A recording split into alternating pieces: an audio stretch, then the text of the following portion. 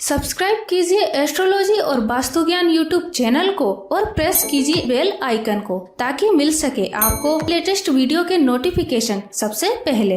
नमस्कार दोस्तों आज हम आपको बताने जा रहे हैं योगिनी एकादशी पौराणिक व्रत कथा। आषाढ़ कृष्ण के कृष्ण पक्ष की एकादशी को योगिनी एकादशी के नाम से जाना जाता है। योगिनी एकादशी का हिंदू धर्म में बड़ा महत्व है। इस दिन सृष्टि के पालनहार श्री विष्णु की पूजा का विधान है। मान्यता है कि योगिनी एकादशी का व्रत करने से व्रती को सभी पापों से मुक्ति मिल जाती है, साथ ही वह इस लोक के सुख भोगते हुए स्वर्ग की प्राप्ति करता है। पौराणिक मान्यताओं के अनुसार योगिनी एकादशी का व्रत करने से 28,000 ब्राह्मणों को भोजन कराने का पुण्य प्राप्त होता है। आइए जानते हैं योगिनी एकादशी पौराणिक व्रत कथा।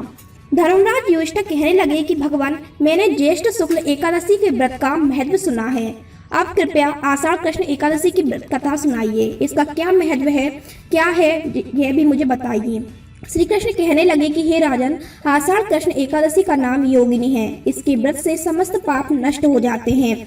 यह इस लोक में भोग और परलोक में मुक्ति देने वाली है। यह तीनों लोक में प्रसिद्ध है। मैं तुमसे प्राणों में वर्णन की हुई कथा कहता हूँ, ध्यान पूर्वक सुनो।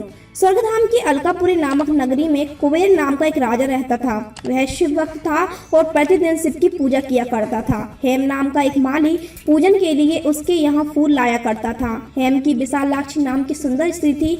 एक दिन वह मानसरोवर से पुष्प तो ले आया, लेकिन कामसक्त होने के कारण वह अपनी स्त्री से हास्य विनोद और रमण करने लगा। इधर राजा उसकी दोपहर तक राह देखता रहा। अंत में राजा कुबेर ने सेवकों को आज्ञा दी कि तुम लोग जाकर माली के न आने का कारण पता करो, क्योंकि वह अभी तक पुष्प लेकर नहीं आया। सेवकों ने कहा कि महाराज, वह पापी अति कामी है, अपनी स्त्री के साथ हास्य विनोद और रमण कर रहा होगा। यह सुनकर कुबेर ने क्रोधित होकर उसे बुलाया। हेममाली राजा के भय से कांपता हुआ उपस्थित हुआ। राजा कुबेर ने क्रोध में आकर कहा, अरे पापी, नीच कामी, तूने मेरे परम पूज्य ईश्वर श्री शिवाजी महाराज का अनादर किया है। इसलिए मैं तुझे साथ देता हूँ कि तू स्त्री का वियोग सहेगा और मृत्युलोक में जाकर कोढ़ी होगा। कुबेर के शाप से हेममाली का स्वर्ग से पतन हो गया और वह उसी क्षण पृथ्वी पर गिर गया। भूतल पर आते ही उसके शरीर में श्वेत कोढ़ हो गया। उसकी स्त्री भी उसी समय अंतर ध्यान हो गई। मृत्युलोक में आकर माली ने महान दुख भोगी। भयानक जंगल में जाकर बिना अन्न और जल के भटकता रहा। रात्रि को निद्रा भी नहीं आती थी, परंतु शिवजी की पूजा के प्रभाव से उसको पिछले जन्म की स्मृति का ज्ञान अवश्य रहा।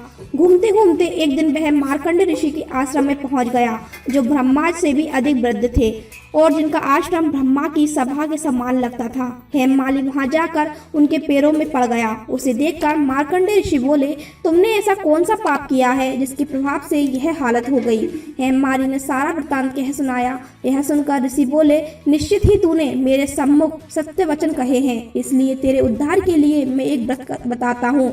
यदि तू आषाढ़ मास के कृष्ण पक्ष की योगिनी नामक एकादशी का विधि पूर्वक व्रत करेगा तो तेरे सभी पाप नष्ट हो जाएंगे।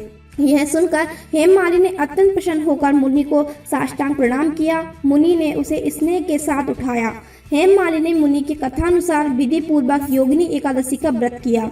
इस व्रत के प्रभाव से अपने पुराने स्वरूप में आकर वह अपनी स्त्री के साथ सुख पूर्वक रहने लगा। भगवान कृष्ण ने कहा, हे राजन, यह योगिनी एकादशी का व्रत 28,000 ब्राह्मणों को भोजन कराने के समान बराबर फल देता है। इसके व्रत से समस्त पाप दूर हो जाते हैं और अंत में स्वर्ग की प्राप्ति होती है। तो दोस्तों, ये थी हमारी आज की वीडियो, जिसमें हमने जाना योगिनी एकादशी पौराणिक व्रत कथा।